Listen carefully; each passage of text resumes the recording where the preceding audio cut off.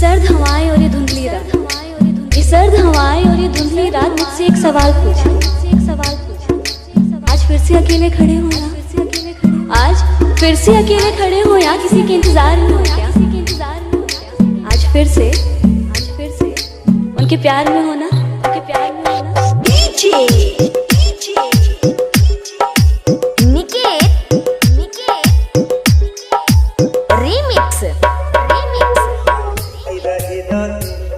पूरी अपना नया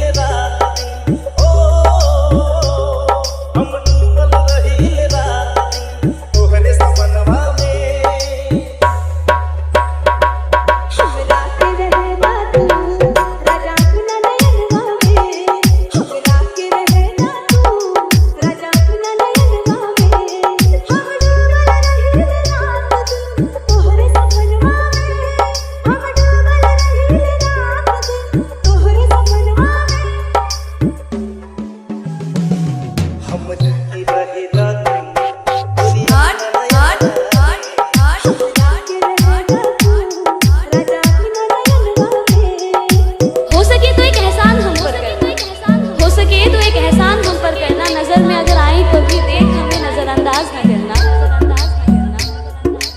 हम कोई दुश्मन तो नहीं, समझ लेना किसी अनजान को